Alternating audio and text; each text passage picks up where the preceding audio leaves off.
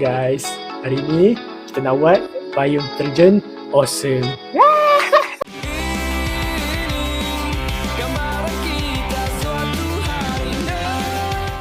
Okay, ini senarai barang-barang yang kita akan guna untuk projek ni. Kita ada plastik, ada tali, ada pemetik api, tutup botol, penumbuk lubang dan last sekali ada gunting. Okay, untuk step pertama kita kena buat bulatan dekat plastik ni. So korang boleh cari apa-apa barang yang bulat, korang tekap je, lepas tu korang lukis bulatan dan boleh dapat bulatan. Okay, so sekarang ni kita nak buat bulatan dekat plastik ni. Jadi okay, boleh start. Kita buat bulatan untuk bentuk pakai sampul atau yang ada rumah. Pakai bulat. So bila dah siap buat bulatan, boleh gunting. Kita buat bulat. Okay, step kedua kita akan gunting bulatan yang kita dah lukis tadi kat atas plastik tu. Okay, kita gunting ikut bulatan yang kita dah lukis tadi sampai habis.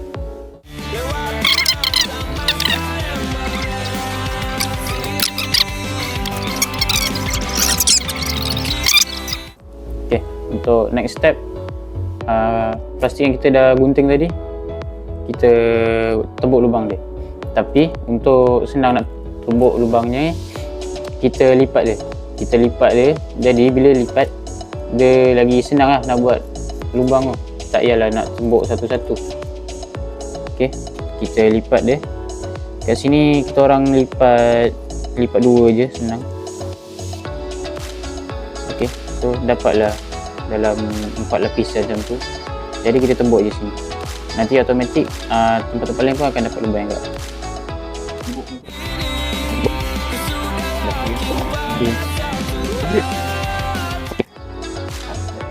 Enam dapat lubang. Jadi the moment of truth. Yes. Okay, seterusnya kita kena potong tali untuk ikat dekat plastik tadi. Okay, kita potong tali ni ikut sepanjang pembaris ni, iaitu sebanyak 20 cm. Kita buat 4 tali ya.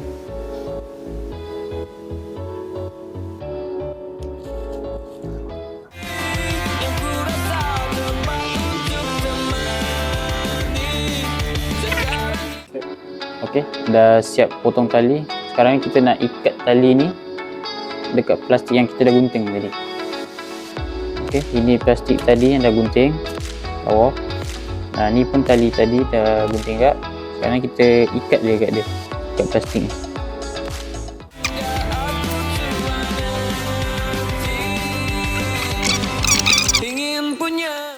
Okay, dah siap ikat.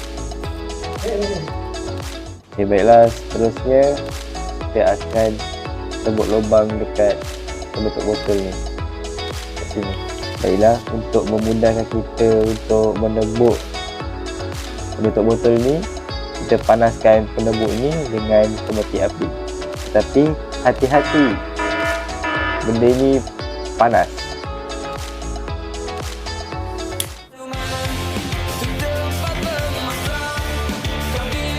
Okay, tembuk di sini.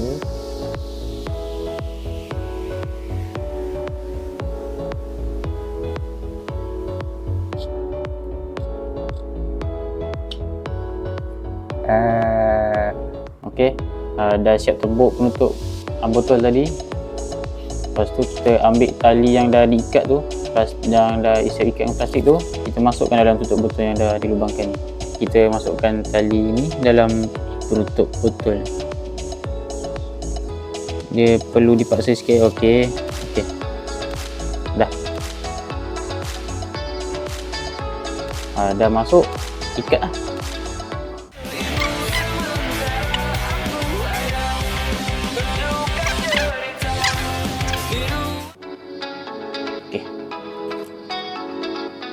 Okay guys, seperti yang anda boleh lihat, payung terjun awesome kita dah siap. Ada 3 di tangan kita. Yes.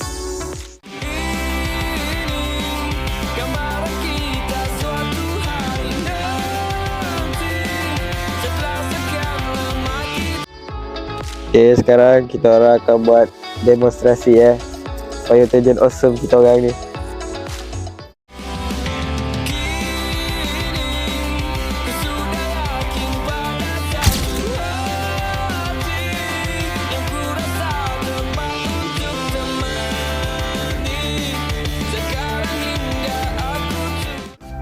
Okey, untuk babak yang seterusnya, kami akan explain mengenai hukum fizik yang digunakan dalam projek payung terjun awesome ini.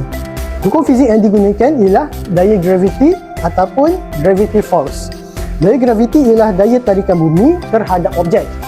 Penutup botol yang bertindak sebagai beban ataupun jisim yang ditarik ke bawah oleh graviti. Semakin besar jisim, maka semakin besar daya graviti yang bertindak. Baiklah, hukum fizik yang seterusnya ialah hukum Newton pertama, iaitu inersia. Baiklah, objek akan terus bergerak jatuh selagi ada daya graviti bertindak. Kedua, pergerakan menjadi perlahan apabila rintangan udara bertambah. Baiklah, hukum fizik yang seterusnya adalah rintangan udara. Baik, plastik yang dibuka luas bertindak sebagai permukaan untuk menangkap udara. Apabila payung terjun jatuh, udara menolak ke atas dan menghasilkan daya rintangan udara. Jadi daya ini melawan arah graviti. Jadi kesimpulannya ialah lagi besar permukaan plastik, lagi besar rintangan udara dan payung terjun akan jatuh lebih perlahan. Baiklah, hukum fizik yang terakhir ialah luas permukaan dan bentuk. Plastik yang lebih besar menghasilkan lebih banyak rintangan udara. Panjang tali membantu menstabilkan kedudukan beban supaya jatuh secara seimbang. Sekian, itu saja. Baiklah, itu saja dari kami. Sekian. Terima kasih.